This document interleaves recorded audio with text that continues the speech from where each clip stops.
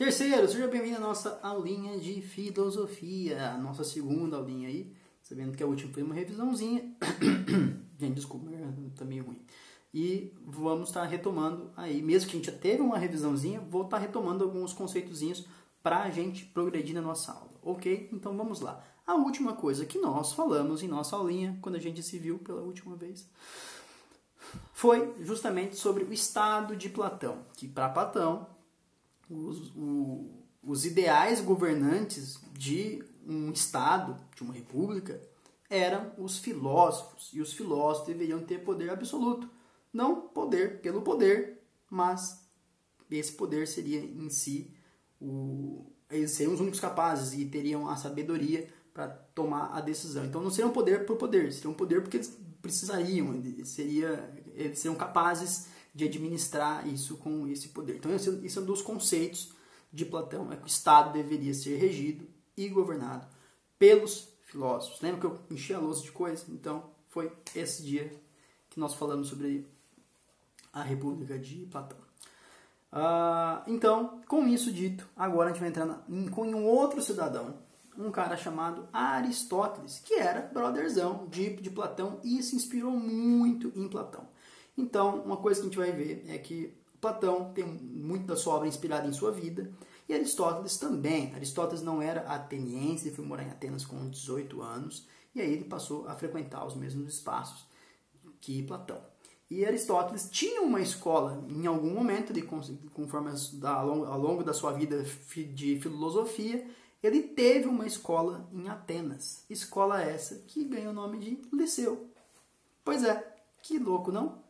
Então, e essa escola dele era conhecida que ele passeava com os alunos, era reconhecida como ele ensinava. Ele passeava com os alunos em um jardim, em vários lugares, e eles faziam diversas observações sobre aquilo que eles estavam vendo. Que é, basicamente, o princípio da filosofia, que nós já falamos, que é a partir da observação, ok? Então, uma outra coisa que eu acho interessante a gente mencionar sobre a figura de Aristóteles é que ele vai ser conhecido por ter uma relação muito próxima com Alexandre da Macedônia, o Conquistador. Então, sim, aquele Alexandre, o Conquistador. Então ele vai para quem acredita nessa conexão entre as pessoas, um fato curioso é que ele vai falecer exatamente um ano após o Alexandre o Conquistador. Então, é realmente uma ligação muito forte.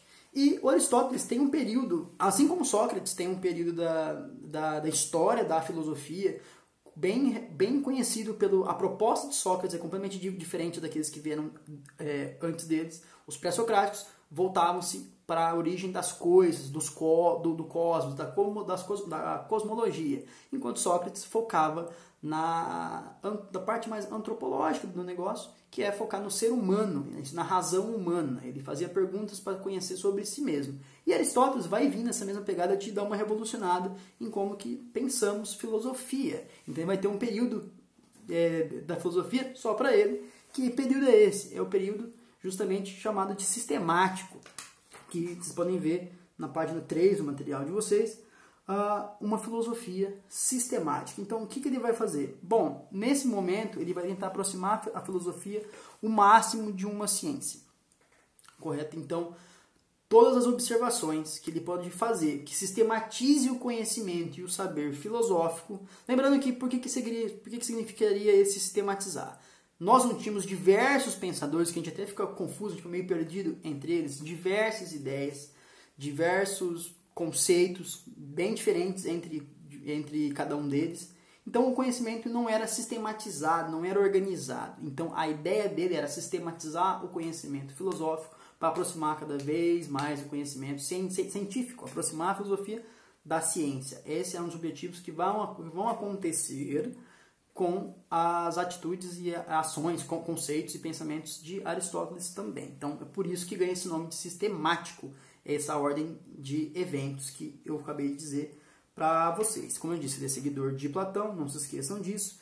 E isso eu acho interessante, é uma palavra que está até em negrito no material de vocês, não precisem grifar, que eu vou ler aqui. A essência está nas coisas mesmas e não além delas. Então, isso já vai ser um conceito completamente diferente de muitos conceitos que nós vimos em sala. Então, não vamos nos apegar em diferenciar ele de outros pensadores e vamos apegar a pensar o que isso significa, por favor. Então, quando eu digo a essência está nas coisas mesmas e não além delas, que tudo que eu estudar sobre aquela coisa, sobre as respostas que eu desejo saber sobre um objeto de pesquisa, um objeto de estudo específico, está nela, está naquilo. Então, o que mais eu quero saber? As respostas que eu quero... Um exemplo, eu quero obter respostas para o meu livro dentro do Renascimento. Onde estão as minhas respostas para o Renascimento? Em todo o tema, em todos os tópicos dentro do Renascimento, eu consigo, se eu questionar, eu me perguntar, eu consigo obter todos os sentidos e significados, a essência daquilo está naquela época, naquele período, os livros daquela época, aqueles personagens históricos, e eu consigo ter acesso a isso, estudando aquilo. Por exemplo, dando só um exemplo para vocês como isso funcionaria na prática, onde a gente observaria isso na prática. E acho interessante, um outro detalhe, na página 3, onde começa a filosofia sistemática, eu gostaria que vocês verificassem os seguintes dizeres aqui. No segundo parágrafo, é o seguinte, tá bem grifadinho em negrito aqui.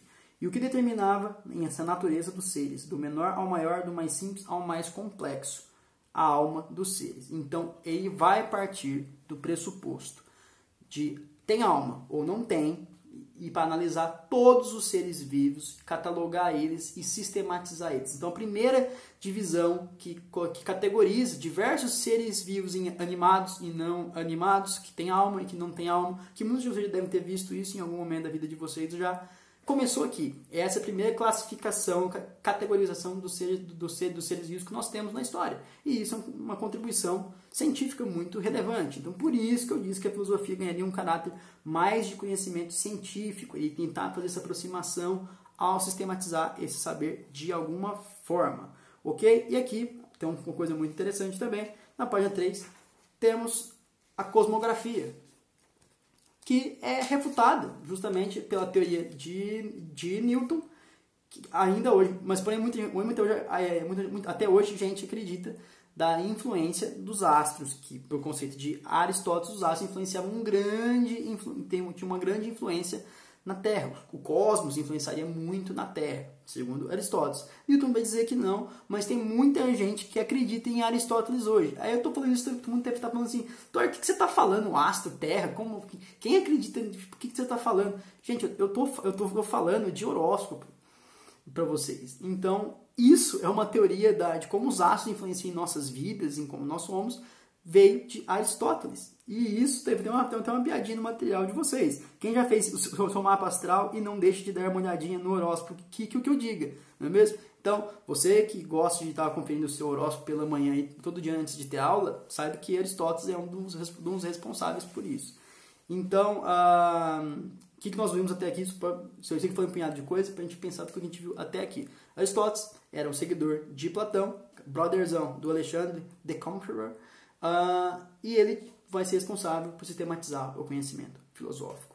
Uma das suas contribuições para a filosofia e para a ciência, ele vai categorizar os seres vivos, do maior para o menor, pela sua alma, em animados e não animados. Ok? Que a gente pode questionar aí muitas das classificações dele. Por exemplo, ele vai dizer que as plantas não eram vivas, partindo do conceito de Aristóteles. Mas nós sabemos hoje que as plantas são vivas. Mas dá para a gente entender, só para a gente precisar entender a lógica que ele usou para chegar a esta conclusão. Então, voltando, a gente fala sobre o que o pensador pensa da alma, do cosmos e tudo mais, ele vai ter um pensamento bem específico em relação a algumas coisas que eu acho interessante ressaltar para vocês. Aristóteles não aceitava nem o vazio e nem o infinito. Então, a teoria científica do universo, que ele é infinito, ele está se expandindo nesse momento que vocês estão vendo esse vídeo, Aristóteles vai dizer que não. Ok? É uma das coisas que ele vai dizer. Um outro ponto-chave do pensamento dele é a ética. A ética que a gente sempre discute se algo é ético ou deixa de ser ético. Desculpa, pessoal, eu estou me organizando aqui no banco. Se algo é ético ou deixa de ser ético, ele vai trazer a ética como busca para a maior perfeição da razão. Então, nesse caso, a ética, ser ético era aperfeiçoar a razão humana, para mais ou para menos. Não há nada no pensamento que antes não estivesse nos sentidos. Então, essa é uma das frases também do nosso amigo Aristóteles. Pessoal, tá ficando grandezinha essa aula já. Vou provavelmente usar, assim que a gente terminar o nosso material de história, eu vou usar uma aulinha de história para a gente aperfeiçoar, para a gente avançar no nosso material de filosofia, que a gente estava um pouquinho atrasado. Mas vai dar certo, qualquer coisa eu aviso vocês pra gente ter aula também um dia a mais, aí a gente combina uma aulinha extra também, qualquer coisa. Mas por enquanto é isso, espero que tenham gostado, qualquer coisa assistam a aula quantas vezes vocês quiserem, qualquer dúvida me procurem e até a próxima aulinha. Tchau!